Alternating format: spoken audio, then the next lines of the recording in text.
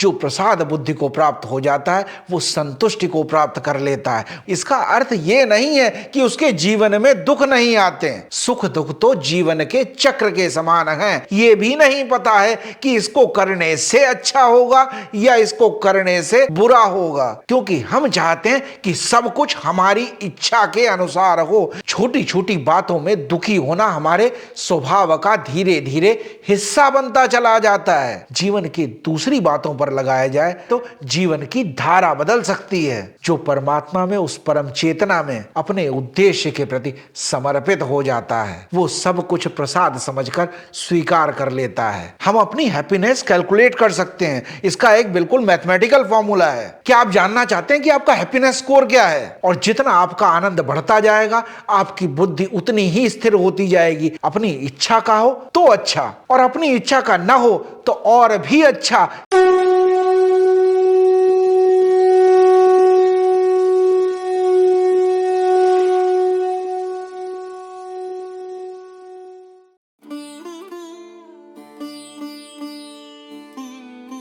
धर्मो रक्षते रक्षिता।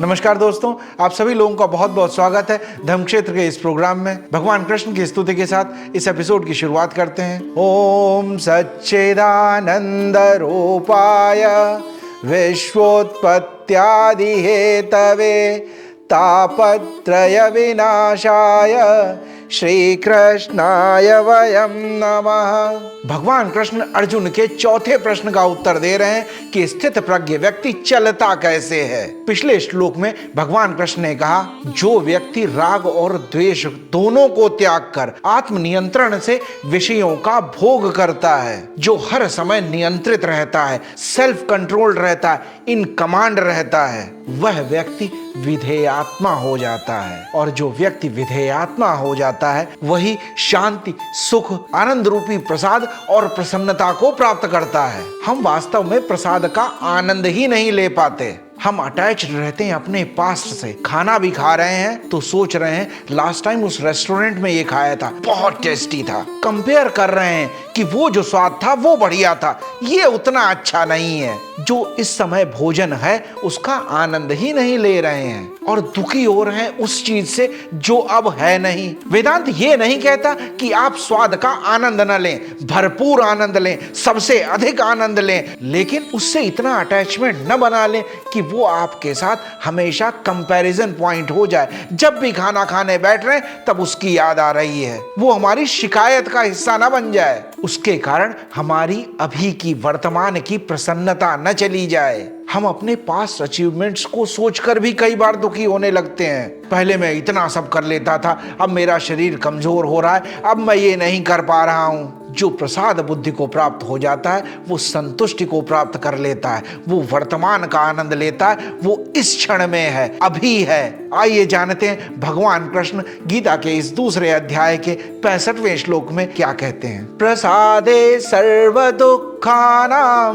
हानिरस्योपजायते प्रसन्न चेतसो हि आशो बुद्धि पर्यवतिष्ठते।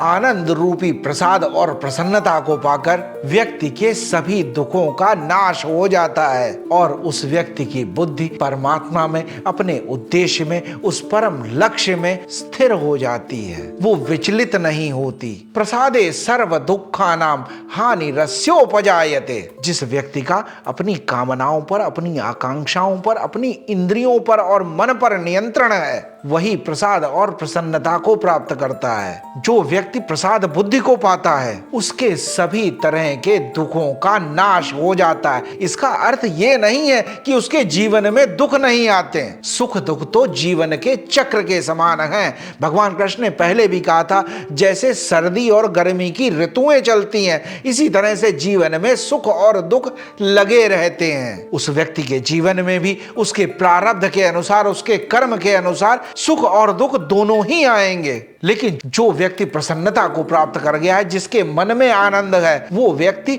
उन दुखों को भी प्रसन्नता पूर्वक सहजता के साथ सहन कर लेता है, उनसे विचलित नहीं होता है, परेशान नहीं हो जाता। अर्जुन की अभी की जो स्थिति है वो हमारी जैसी ही है, वो हर परिस्थिति में दुख देख रहा है। इन सब को मार कर अगर मैं ये युद्ध जीत भी गया तो क्या मैं प्रसन्न रह पाऊंगा? इस सब में मैं सबसे बड़ा है, कर्तव्य कहीं नहीं है। अर्जुन सोचता है क्या करूंगा ऐसे राज्य को पाकर, क्या इस जीत का मैं उत्सव भी मना पाऊंगा?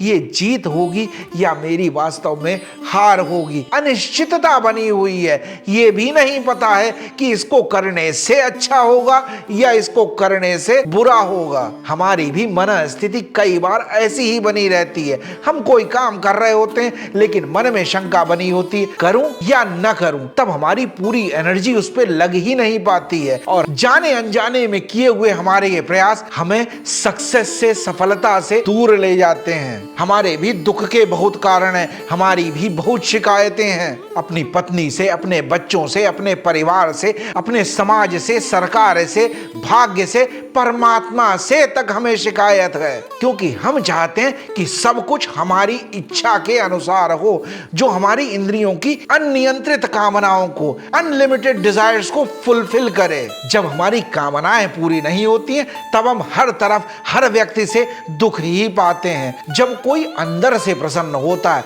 तब उस पे दुखों का असर भी नहीं होता, क्योंकि उसके राग और द्वेष दोनों ही खत्म हो गए। इसीलिए भगवान कृष्ण ने कहा था, सुख दुख समय कृत्वा लाभा लाभौ जया जयौ। एक फेमस फिलोसोफर ने कहा था, मुझे कोई दुखी ही नहीं कर सकता क्योंकि मेरी सुख की कामना ही नहीं है। दुख भी कई तरह के होते हैं, दैहिक, दैविक, भौतिक, इनको तापत्रय भी कहा जाता है। दैहिक दुख हमारे शरीर से उत्पन्न होते हैं, शारीरिक या मानसिक दुख, जन्म, मृत्यु, पेन, सिकनेस, डिसेबिलिटीज, ये सब शरीर की दैहिक समस्याएं हैं। फिर आते हैं भौतिक दुख, धन, संपत्ति, असेट्स, डेट्स, मित्र, शत्रु, परिवार, सोसाइटी, गवर्नमेंट, इन सब से जो हमें दुख मिलते हैं। फिर होते हैं दैविक दुख, प्राकृतिक आपदाएं, अर्थक्वेक आ गया, हरिकेन आ गया, साइक्लोन आ गया, और वे सभी दुख जिनका हमारे पास कोई कारण ही नहीं है, जो हमारी मन की उत्पत्ति है या जिनका हम कारण समझ ही नहीं पाते। ये तीनों ही दुख हमारे जीवन में आते हैं, लेकिन हम देखते हैं कि कुछ लोग अपने दुखों को बड़ी सरलता के साथ, सहजता के साथ सह लेते हैं और कुछ लोग उन्हीं दुखों में बहुत अधिक विचलित हो जाते हैं। कुछ लोग छोटी छोटी बातों पर परेशान हो जाते हैं और कुछ लोग बहुत बड़े इंसिडेंट पे भी शांत बने रहते हैं और उसे स्वीकार करते हैं, उसको ओवरकम करने का तरीका ढूंढते हैं, वो विचलित नहीं होते। हम तो छोटी छोटी बातों पे दुखी हो जाते हैं। हमारी फोन की बैटरी डेड हो गई, फोन में नेटवर्क नहीं आ रहा, हम परेशान हो जाते हैं। पसंद का भोजन न मिले तो परेशान हो जाते हैं। किसी मॉल में गए और हमारे फेवरेट कलर की टी शर्ट न मिले तो हम परेशान हो जाते हैं। छोटी छोटी बातों में दुखी होना हमारे स्वभाव का धीरे धीरे हिस्सा बनता चला जाता है और धीरे धीरे ये हमारा स्वभाव ही बन जाता है। एक ही तरह की परिस्थितियों को दो लोग अलग अलग तरीकों से देखते हैं। एक बार दो साधु एक झोपड़ी बनाकर किसी नदी के किनारे रहा करते थे। एक दिन वो भिक्षा मांगने गए, बहुत तेज आंधी और तूफान आया और जब तूफान शांत हुआ तब दोनों साधु अपनी झोपड़ी पर लौटे और देखा कि झोपड़ी की आधी छत उड़ गई है। पहला साधु देखकर बहुत दुखी हुआ और कहने लगा, भगवान ये तेरा कैसा न्याय है?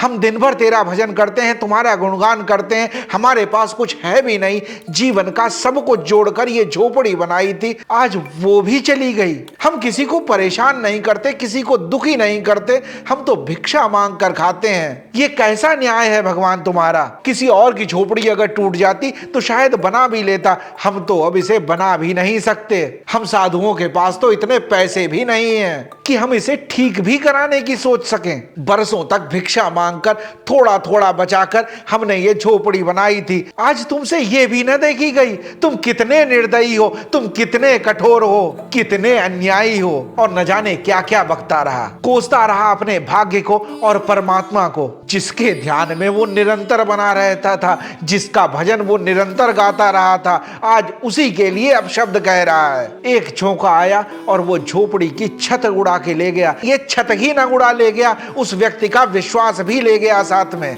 वो अपने फाइनल गोल से भटक गया। ये साधु भी हमारी तरह साधारण बुद्धि का व्यक्ति है, इसको भी शिकायतें हैं। इसने अभी अपनी इंद्रियों को, अपने मन को और अपनी बुद्धि को नियंत्रित नहीं कर पाया। इसने अपने परम पर अपना विश्वास दृढ़ नहीं कर पाया। इसने अपने मन को और विचारों को अभी साध नहीं पाया है। और जैसा मैंने पहले भी कहा है, साधु वो है जिसने साध लिया है, जो साधना सीख गया है। दूसरे साधु ने जब देखा कि आधी छत उड़ गई है लेकिन आधी बच गई है, तो उसने पहले ईश्वर को धन्यवाद दिया। भगवान तेरी बड़ी कृपा रही जो आधी छत बच गई, पूरी भी जा सकती थी। जब दोनों रात में सोने के लिए अपनी उस टूटी झोपड़ी में गए तो वो जो पहला साधु था वो फिर परेशान होकर बड़बड़ाने लगा। उसकी शिकायत भगवान से थी, उसकी शिकायत समाज से भी थी कि किसी ने भी उसको ये नहीं कहा कि तुम आज मेरी झोपड़ी में रुक जाओ। उसे सरकार से भी शिकायत थी कि हमें कोई कंपनसेशन नहीं मिल रहा है इसका। सभी दोषी थे, सभी निर्दयी थे उसकी दृष्टि में।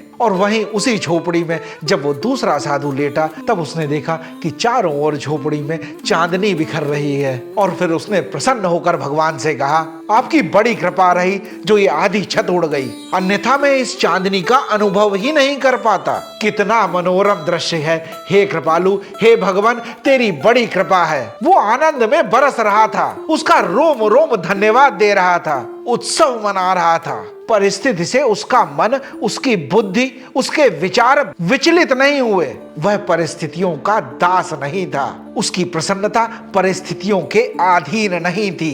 परिस्थिति एक सी ही थी, दोनों साधुओं का दृष्टिकोण अलग अलग था। जब व्यक्ति का दृष्टिकोण बदल जाता है तब व्यक्ति का अनुभव भी बदल जाता है, तब परिस्थितियों को स्वीकार करने का भाव भी बदल जाता है और इसी भाव से सुख और दुख उत्पन्न होता है। हम सभी अपने जीवन में दुखों का नाश चाहते हैं। इसका सबसे अच्छा तरीका है जीवन को प्रसन्नता से भर दें। हमारी प्रसन्नता किसी चीज के अधीन न रह जाए। अगर अंधकार को मिटाना है तो सबसे सरल तरीका है कि दीपक जलाया जाए। अंधेरे को कोसने से कुछ नहीं होगा। नेगेटिविटी को हटाना है तो पॉजिटिविटी इतनी भर दें कि नेगेटिव अपने आप ही पॉजिटिव हो जाएगा। जिसके अंदर अपार प्रसन्नता है, प्रकाश है, उस पर दुखों का, अंधकार का कोई प्रभाव हो ही नहीं सकता। एक बिलियनियर को अगर 50,000 का लॉस हो जाए या प्रॉफिट हो जाए तो उसको उसका कोई असर नहीं होता, क्योंकि उसकी संपत्ति के अनुपात में वो कुछ भी नहीं है। अपने अंदर इतनी प्रसन्नता और इतना आनंद हो, इतना धन्यवाद का भाव हो कि परिस्थितियां हमें दुखी कर ही न सकें। जो विधेयात्मा है वही प्रसन्न चित्त है, क्योंकि वह अंदर से प्रसन्न है और इसी कारण उसकी बुद्धि परमात्मा में स्थिर है, अपने लक्ष्य पर, अपने उद्देश्य पर स्थिर रहती है। बुद्धि उसकी विचलित नहीं होती, इधर उधर नहीं भागती है। जो व्यक्ति प्रसन्न रहता है, बुद्धि उसकी स्थिर रहती है, वो अपने लक्ष्य पर फोकस्ड रहता है, वो अपने काम में फोकस्ड रहता है, उसकी एफिशिएंसी बढ़ती जाती है, वो निश्चित रूप से सफल होगा। उस पर दुख कभी हावी होंगे ही नहीं। वो व्यक्ति हर परिस्थिति को ईश्वर का प्रसाद समझकर स्वीकार कर लेगा और उसका आनंद मनाएगा। जो ये समझ गया कि सुख दुख, ये जीवन के उतार चढ़ाव इस संसार में लगे ही रहते हैं, परिवर्तन ही शाश्वत है, वो इसका आनंद लेगा, दृढ़ता और विश्वास के साथ अपने लक्ष्य की तरफ लगाएगा। हिंदी के प्रख्यात कवि हरिवंश राय बच्चन की कुछ पंक्तियां याद आती हैं। क्या घड़ी थी एक भी चिंता नहीं थी पास आई, काली माँ तो दूर छाया भी पलक पर थी न छाई, वो गई तो ले गई उल्लास के आधार माना, पर अथिरता पर समय की मुस्कुराना कब मना है अंधेरी रात पर दीवा जलाना कब मना है। समय की अथिरता पर, समय के साथ जो बदलाव हो रहे हैं, जो परिस्थितियां बदल रही हैं, विधेयात्मक व्यक्ति उन सब का आनंद लेता है, उन सब को स्वीकारता है, उसमें अपना राग और द्वेष नहीं ढूंढता। फिर आगे कहा गया, प्रसन्न चेतसो ही आशु बुद्धि पर्यवतिष्ठते। जिसके चित्त में प्रसन्नता है, आनंद है, यहाँ ही आशु कहा गया है। ही का अर्थ होता है निश्चित रूप से और आशु का अर्थ होता है बहुत शीघ्रता के साथ, तुरंत ही। उस व्यक्ति की बुद्धि पर्यवतिष्ठते, सभी ओर से, सभी तरह से स्थिर हो जाती है, एकाग्र चित्र हो जाती है, फोकस्ड हो जाती है, और जिसकी इंटेलेक्ट स्टेबल हो गई है, माइंड डिस्ट्रैक्ट नहीं होता, वो व्यक्ति तो निश्चित रूप से सक्सेसफुल होगा। उसमें फिर कोई संशय रह ही नहीं जाता। स्थित प्रज्ञ व्यक्ति दुखों को भी ईश्वर का प्रसाद मान के स्वीकार करता है, उसे एक अपॉर्चुनिटी मानता है, कुछ सीखने की, कुछ नया जानने की, कुछ नया करने की, सेल्फ इंप्रूवमेंट की अपॉर्चुनिटी समझता है। हमारी इंद्रियां हमारे वश में नहीं है, इसलिए हम विचलित हो जाते हैं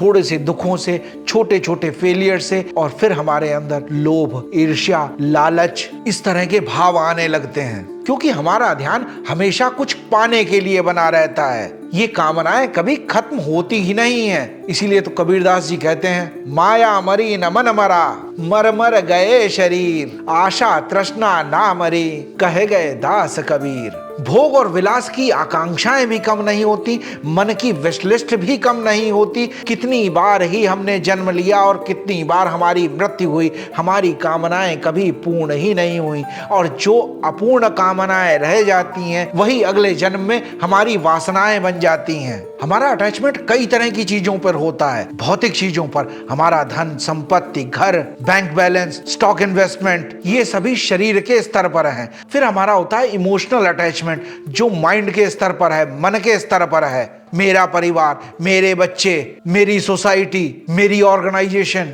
फिर आता है बुद्धि के स्तर पर, इंटेलेक्ट के स्तर पर, मेरा पद, मेरी प्रतिष्ठा, मेरा मान सम्मान। इन सभी चीजों से हमारा अटैचमेंट है। बॉडी का अलग अटैचमेंट है, माइंड का अलग अटैचमेंट है, और इंटेलेक्ट का एक तीसरा लेवल का अटैचमेंट है। ये सभी अटैचमेंट, ये सभी बंधन के कारण हमें दुख पहुंचाते हैं। 45वें श्लोक में भगवान कृष्ण ने कहा था, राग द्वेष छोड़कर निर्द्वंद हो जा, निर्योग क्षेम हो जा। जीवन केवल चीजों को पाने में और उनकी रक्षा करने में ना निकल जाए। जितना ही हमारी आसक्ति और अटैचमेंट कम होता चला जाता है, उतने ही हम मुक्त होते चले जाते हैं, उतना ही हमारा दुख खत्म होता चला जाता है। मन और बुद्धि अगर भौतिक संसाधनों पर लगी होगी, धन संपत्ति पर लगी होगी, तो उनमें अगर कोई भी नुकसान होगा तो हमें बहुत दुख होगा। लेकिन अगर मन और बुद्धि परमात्मा में स्थिर है, परम चेतना के चिंतन में स्थित है, अपने लक्ष्य और अपने उद्देश्य के लिए स्थिर है, उसी का चिंतन और मनन कर रही है, तब वह व्यक्ति दुखी नहीं हो सकता। वो हर हाल में प्रसन्न रहेगा, क्योंकि वो हर परिस्थिति को प्रसाद रूप से स्वीकार करता है। प्रसाद में कोई चॉइस नहीं होती। और अगर यही विचार और यही भाव जीवन की दूसरी बातों पर लगाया जाए तो जीवन की धारा बदल सकती है। तब हम पर्यवतिष्ठते हो जाएंगे, सभी ओर से, सभी तरह से सदैव के लिए स्थिर हो जाएंगे। परमात्मा में, अपने लक्ष्य में, अपने उद्देश्य में समाधिस्थ हो जाएंगे। ऐसा नहीं है कि ध्यान केवल साधना और पूजा के समय होता है। अपने हर काम को पूजा समझ के करें, वर्क इज वर्शिप, और हर काम को प्रसन्नता के साथ, समर्पण भाव के साथ, स्वार्थ से ऊपर उठकर करें, तब आपके किए हुए कर्म ही धर्म हो जाएगा। पर हमारा हाल तो ये है कि आरती कर रहे हैं और गा रहे हैं, मैं मूर्ख खलकामी, पर जहां किसी ने कह दिया कि तुम्हें इतना भी नहीं पता, मूर्ख हो क्या, हम लड़ने के लिए तैयार हो गए। सोचते भी नहीं है, विचार भी नहीं करते हैं। प्रसाद चढ़ाते हुए कह रहे हैं, तो दीय वस्तु गोविंदम तुभ्यमेव समर्पयम, भगवान ये प्रसाद भी आपका दिया हुआ है और मैं आपको ही समर्पित कर रहा हूं, तेरा तुझको अर्पण क्या लागे मेरा। पर तुरंत ही दावा कर देते हैं, प्रसाद मैंने चढ़ाया, मैं लाया था। ये सब भाव और बुद्धि स्थिर ही नहीं हो पाती। जो हम कह रहे हैं और जो हम कर रहे हैं उनमें कोई सिंक्रोनाइजेशन ही नहीं है, तारतम्यता ही नहीं है, और यही दुख का कारण बनती है। जिसका मन, बुद्धि और चित्त प्रसन्न है, आनंद में है, वो ईश्वर तक और अपने लक्ष्य तक आशु गति से, शीघ्रता से पहुंच जाता है, क्योंकि उसकी कोई शिकायत है ही नहीं। उसके पास धन्यवाद है, उसके पास कृतज्ञता है, उसके पास आनंद है, उसके पास प्रेम है, और उसने ये बात समझ ली है कि जो प्राप्त है वही पर्याप्त है। पहले 61वें श्लोक में भगवान कृष्ण ने कहा था, आसीत मत्परः, जो व्यक्ति शरणागत हो जाता है, जो परमात्मा में, उस परम चेतना में अपने उद्देश्य के प्रति समर्पित हो जाता है, वो सब कुछ प्रसाद समझकर स्वीकार कर लेता है। लेकिन हम जब कुछ स्वीकार ही नहीं कर पाते,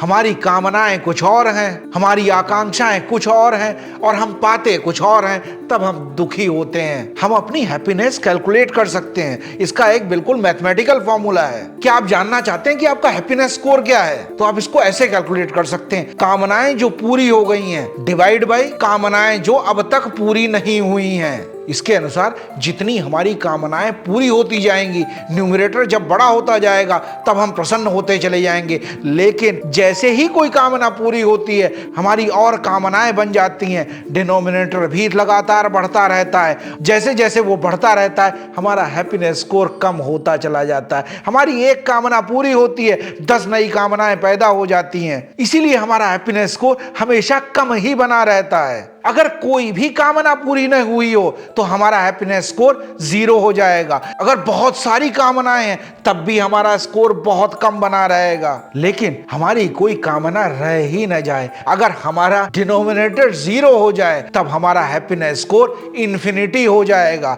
तब हमें कोई व्यक्ति दुखी नहीं कर सकता, कोई परिस्थिति दुखी नहीं कर सकती। हम हर परिस्थिति में विधेयात्मा बने रहेंगे और प्रसन्न रहेंगे। विवेक चूड़ामणि में इसीलिए कहा भी गया है, तृष्णा न जीर्णा वयमेव जीर्णाः। तृष्णा बूढ़ी नहीं होती है, कामनाएं बूढ़ी नहीं होती हैं, ये शरीर ही बूढ़ा हो जाता है। लेकिन अगर कामनाएं हमारी कम हो जाएं तो हमारा हैप्पीनेस स्कोर बढ़ता चला जाएगा, और अगर 0 हो जाए तो हमारे हैप्पीनेस स्कोर इन्फिनिटी हो जाएगा। वही परमानंद है, वही सच्चिदानंद स्वरूप है। जैसे ही हैप्पीनेस स्कोर इन्फिनिटी हो जाता है, बुद्धि स्थिर हो जाती है, फोकस्ड हो जाती है। और हम जानते हैं कि जिसकी बुद्धि स्थिर है, जिसका गोल क्लियर है, जिसको लाइफ में क्लैरिटी है, वो फिर इधर उधर भागता नहीं है, वही प्रसन्न चित्त है, वही आनंद में है। और जितना आपका आनंद बढ़ता जाएगा, आपकी बुद्धि उतनी ही स्थिर होती जाएगी, और जितनी बुद्धि स्थिर होती जाएगी उतना ही आनंद बढ़ता जाएगा। ये एक पॉजिटिव साइकिल शुरू हो जाएगा, दोनों एक दूसरे को बढ़ाते जाएंगे और आप ऊपर उठते जाएंगे, सक्सेस की तरफ बढ़ते चले जाएंगे। लेकिन पहली कंडीशन है, हम प्रसाद बुद्धि को प्राप्त हों। अपनी इच्छा का हो तो अच्छा, और अपनी इच्छा का ना हो तो और भी अच्छा, क्योंकि वो परमात्मा की इच्छा से हो रहा है। आज भी अगर कोई बात अच्छी लगी हो, कोई प्रसंग अच्छा लगा हो, तो जरूर इस वीडियो को अपने मित्रों के साथ, अपने शुभचिंतकों के साथ, अपने परिवारजनों के साथ शेयर करें। वीडियो को लाइक भी करें। और अगर आप पहली बार इस वीडियो को देख रहे हैं और गीता सीखने की इस यात्रा में आप जुड़ना चाहते हैं, तो जरूर इस चैनल को सब्सक्राइब भी करें, बेल नोटिफिकेशन आइकन प्रेस कर दें, ताकि हर शुक्रवार को जब एक नया वीडियो अपलोड हो तो आप तक इसकी सूचना पहुंच जाए और गीता सीखने की हमारी ये यात्रा ऐसे ही आगे बढ़ती रहे। आप लोग अपने कमेंट्स भी दीजिए, अपने विचार भी दीजिए, अपने सुझाव भी दीजिए। आपके विचार, आपके सुझाव, आपके कमेंट्स गीता को सीखने की हमारी इस यात्रा में बहुत ही उपयोगी होंगे। जय श्री राम। धर्मो रक्षति रक्षितः।